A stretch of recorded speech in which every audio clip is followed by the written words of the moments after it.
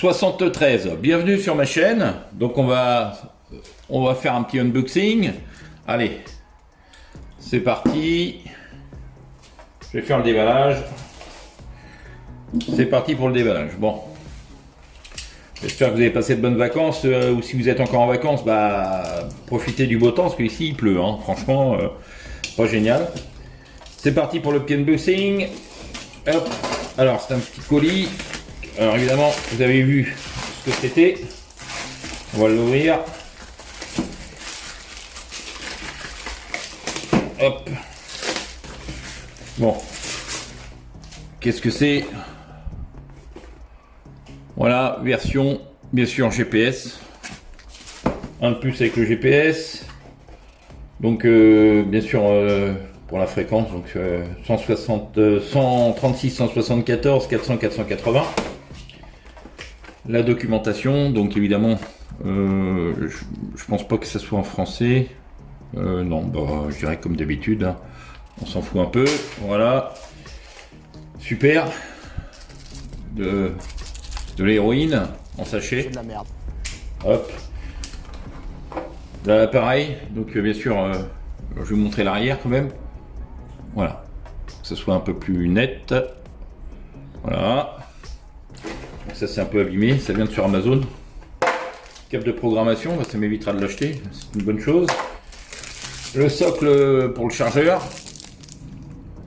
Voilà. L'antenne. Je vais essayer de vous la montrer. Donc, c'est une antenne normalement bibande.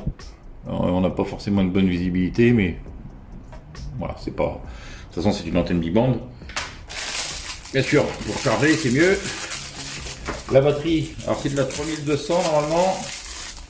Alors, je vous montre la batterie. C'est vrai que c'est assez lourd, hein. Voilà. Donc, acheté sur Amazon. Hyper intéressant. Avec le GPS, le même prix. Par contre. Donc, je regardais les. Ok, hop, c'est directement sur l'appareil. Voilà, c'est directement ici les vis. Donc voilà, la dragonne. Allez, on va monter l'antenne et on va le mettre en route.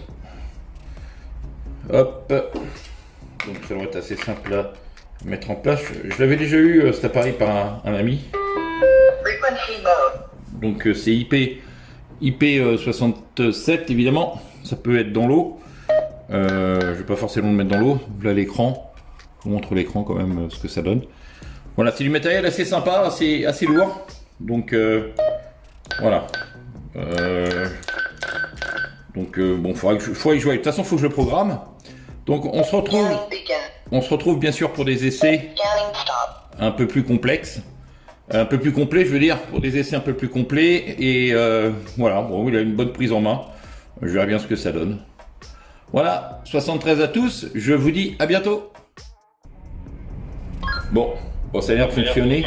Donc le code couleur est 0 pour l'instant. Et 1, 2, 3, 4 pour le TX Group. Voilà. Donc je vais avec le RT3. Bon, ça fonctionne en tout cas. Pas de soucis. Donc on va le mettre dans l'eau. Ah, je vous montre, hein. On le met dans l'eau. Alors par contre ça serait peut-être bien de passer en analogique. Bon après de toute façon on s'en fout un petit peu. Donc c'est parti, il va dans l'eau. Attention. Donc en immersion. Voilà. Donc je vais essayer de l'allumer. Voilà, il est dans l'eau. Bon, est-ce qu'il fonctionne encore? Il a l'air de fonctionner encore, hein. Voilà, il est dans l'eau, il n'y a pas de problème. Il peut émettre, donc évidemment. Alors je vais vérifier ça, comment ça fait en émission.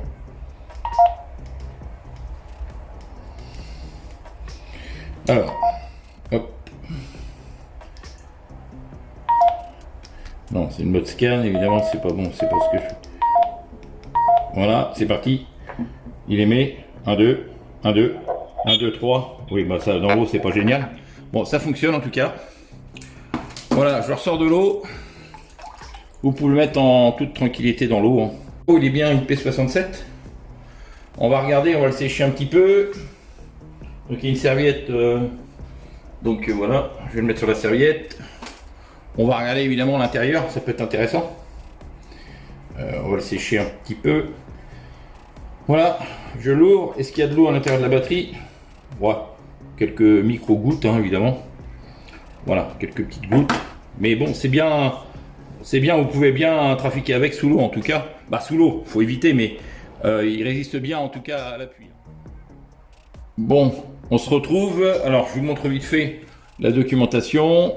Hop, je vais essayer de la régler correctement. Voilà pour la puissance en U. C'est parti, on va tester. Donc je démarre, donc il est programmé évidemment. Pas de problème pour DMR public, ça fonctionne. Donc là je l'ai mis sur le PMR3. Alors on va être en petite puissance, c'est parti. En petite puissance. Ok, on va passer en moyenne puissance, sur charge fictive hein, évidemment, 4,22. Et en grande puissance, voilà, en grande puissance sur le canal 3, vous pouvez le voir, un peu plus de 9 watts. Voilà, 73 à tous, donc il est programmé, bien sûr pour les canaux PMR et autres, hein. Il y a bien sûr des DMR publics aussi. Donc j'ai récupéré un code plug. Je trouve que pour l'instant, donc j'ai fait quelques essais, hein. Si vous trouvez éventuellement d'autres, vous voulez un avis un peu plus poussé sur cet appareil, le HD1.